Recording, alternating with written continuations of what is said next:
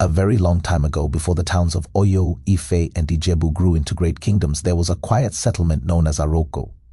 It was a peaceful place surrounded by tall forests, flowing rivers, and farmland that yielded yam, millet, maize, and fruits in abundance.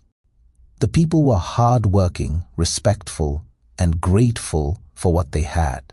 But Aroko had one problem. Its king, Oba Aderoju, was a man ruled by his stomach. Aderoju was not always a bad king.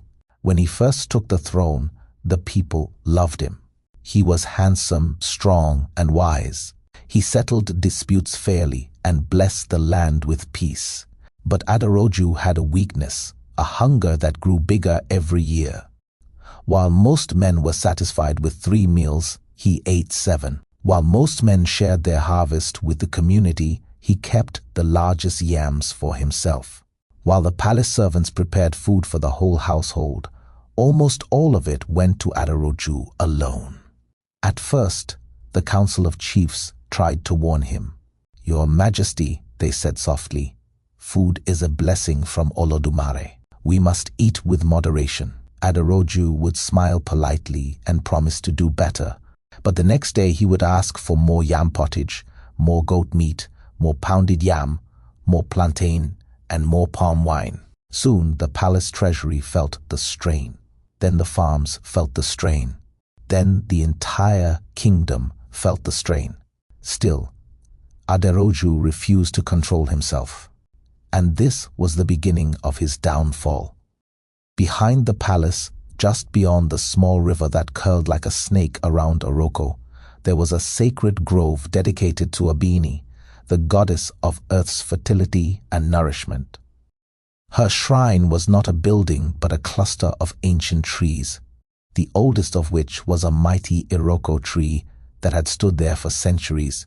The elders taught that Abeni blessed the land with good harvest.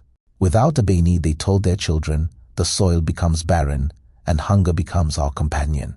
So the grove was respected and feared.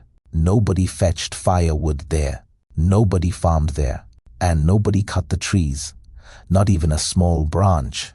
But Aderoju's hunger was growing worse. One morning, after eating 3 bowls of yam pottage and 2 roasted chickens, the king sighed deeply and said, "Is this all? I am still hungry." The palace cook looked at him helplessly. "Your Majesty, the storerooms are almost empty. We have cooked everything." Aderoju frowned. "Then find more. Cut more firewood. Hunt more meat." The cook bowed. "We cannot cut more firewood, my king. The forest beside the palace is the sacred grove of—" "I know what it is," Aderoju snapped. "I am the king. Even the gods should understand that I must eat." The chiefs and elders begged him not to touch the grove, but Aderoju was blinded by hunger. He ordered 10 strong palace guards to follow him. He picked up his own axe, heavy and sharp, and marched into the sacred grove. When he reached the huge Iroko tree, the air suddenly changed. Everything went still. No bird sang. No leaves moved. Even the wind stopped. The elders who witnessed it said they felt the hair on their skin stand up. But Aderoju lifted the axe. "Let me chop it," he said. "Wood is wood. I am hungry." A palace guard trembled. "My king, the goddess will not be pleased." Aderoju ignored him. He swung the axe with all his strength. Ba-bow! The first strike echoed like thunder. Immediately, blood-red sap oozed from the trunk, as if the tree were alive. Aderoju hesitated for only a moment, but his stomach growled loudly. Blinded by a desperate urge to fill himself, he struck again and again. With the 10th strike, a deep cry rose from the earth. The ground shook. The leaves turned dark. The sky dimmed, though it was midday. And then a voice spoke. A soft wind blew, carrying the scent of earth after rain. Light gathered at the base of the Iroko tree, swirling into the form of a woman. Her skin was the color of rich soil, her eyes glowed like burning charcoal, and her hair fell like vines. It was Abeni, goddess of nourishment. Everyone fell on their faces except Aderoju, who stood frozen, shaking. Abeni's voice was calm but powerful.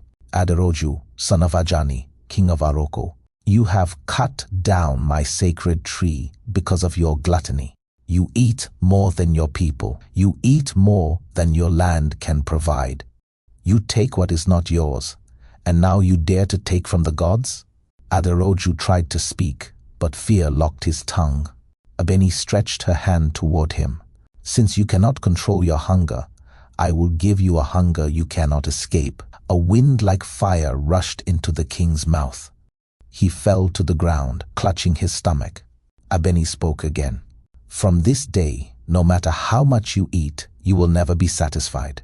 Your hunger will grow and grow until it destroys you. Then she disappeared, leaving silence behind. Aderoju lay trembling. His servants carried him back to the palace, but the curse had already begun. That night, Aderoju ate 10 bowls of food, then 20, then 30. Nothing helped. He shouted at the cooks, "More, more, more." He devoured everything. Pounded yam, roasted plantain, bush meat, beans, millet porridge, jollof rice, even raw corn from the storehouse. His belly bulged, but still he cried out. The next morning, his hunger was worse. He ordered hunters to bring him all their kills. He cleared the palace livestock. He emptied the markets. Soon, Aroko's people began to suffer. Children cried from hunger. Mothers tried to stretch one small bowl of gari to feed a whole family. Farmers worked day and night, but the king consumed everything. Still, Aderoju's hunger grew. He paced the palace halls like a madman, panting, sweating, groaning. "My stomach, it burns. I must eat." Even his own servants began to fear him. Aderoju had one child, Princess Morieba, a gentle young woman known for her kindness. She often gave her own meals to hungry villagers. Many believed she had inherited the goodness that should have been her father's. One evening, after Aderoju had eaten almost all the palace food, he called Morieba to him. "Daughter," he said with trembling lips, "I need gold. I need food. You must help me." Morieba smiled sadly. "Father, the land is suffering. Let us ask for forgiveness from the goddess. Let us call the priests." "No," Aderoju shouted. "I want food, not prayers." He paused, looking at her with desperate eyes. "You are beautiful," he muttered. "Many kings desire you. You will marry one of them. They will pay me richly. With their gold, I will buy more food." Morieba stepped back. "Father, you want to sell me because you are hungry?" Aderoju's eyes were wild. "I must eat." Morieba wept, but the king would not listen. Within days, he sent messengers to neighboring kingdoms, offering his daughter in exchange for wealth. One rich but ruthless king accepted. Aderoju took the gold, bought carts and carts of food, and devoured everything within days. But still, he was hungry. So he sold Morieba again to another chief in another land. But Morieba, blessed by Abeni for her kindness, always found a way to escape. Some said Abeni herself guided her feet. Others said she changed her form, blending into crowds or forests until she returned to Aroko in secret. 3 times Aderoju sold her. 3 times she returned. 3 times he took the gold and wasted it on food. Each time she came back, she begged him to repent. "Let us go to the shrine. Let us kneel before the goddess. Ask for forgiveness." But Aderoju refused. His stomach controlled his mind. The curse was deeper than anyone understood. Because Aderoju had cut the sacred Iroko, the soil became weak. Rain stopped. Yam tubers became small. Plantain trees dried. Even wild animals disappeared deeper into the forest. Aroko became a land of hunger. But Aderoju, the cause of the suffering, kept eating. He stole from his people. He raided neighboring farms. He took food from children's hands. Still, he grew thinner. The more he ate, the more his skin clung to his bones. His eyes sank into his skull. His lips cracked. His voice became hoarse. It was as if the hunger spirit inside him was eating him from within. The chiefs met in secret. "We cannot continue like this," they said. "The king will destroy us all." But Aderoju was still their ruler, and fear held their tongues.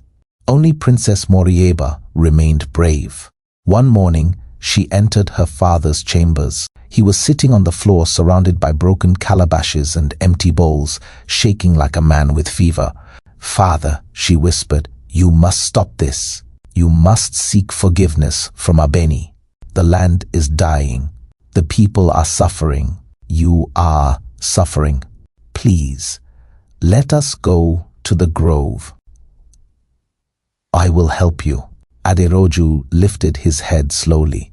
His eyes were hollow, his cheekbones sharp. He looked like a man starving, although he had eaten enough food for 10 men. "You smell like food," he murmured. Morieba froze. "Father, what did you say?" Aderoju crawled toward her, his fingers trembling. "I am so hungry. I cannot think. I cannot breathe. Everything looks like food." Morieba backed away, tears filling her eyes. "You cannot mean—" But he did. The curse had reached its final stage. Aderoju's hunger had turned him into something no longer human. Morieba ran out of the palace screaming for help. Guards held the king down while he roared and struggled like a trapped animal. "I must eat." That night, the entire palace did not sleep. The next morning, the guards found Aderoju alone. The doors had been broken from the inside. He had escaped their watch. They followed a trail of blood to the sacred grove, the place where his trouble began. There, at the foot of the stump of the fallen Iroko tree, they found him. Aderoju was dying. In his madness, he had tried to eat the very flesh on his own arms. His body was covered in wounds. His stomach growled loudly even as life left him. The last thing he said was a whisper carried by the wind. "Hunger, hunger, hunger." Then he died. The ground swallowed his body, as if the earth itself did not want him. When news reached the town, the people mourned, not for the king he became, but the king he once was. Morieba, heartbroken but strong, gathered the chiefs and elders. Together, they returned to the sacred grove. The priests performed rituals, sang ancient songs, and offered calabashes of food, water, and kola nut to Abeni. For 3 days, the people fasted and prayed, not out of hunger, but out of respect. On the morning of the 4th day, soft rain fell on the land for the first time in many months. The soil softened. The wind carried the smell of renewal. A new Iroko shoot sprouted from the place where the old one had been cut. The curse was lifted. Aroko became fertile again. Harvests returned. Life returned. Hope returned. As for Morieba, the people begged her to become the new ruler. She agreed, but only after making a promise to the land. No ruler of Aroko will ever let greed guide their heart. Food is a blessing, not a god. We will eat to live, not live to eat. And so she ruled with wisdom and kindness, becoming one of the greatest queens in Yoruba history. The elders still tell the story today. Greed destroys faster than hunger. Respect the gods and the earth. No matter how powerful you are, you cannot escape the consequences of your actions. And those who eat beyond measure may one day be eaten by their own desires.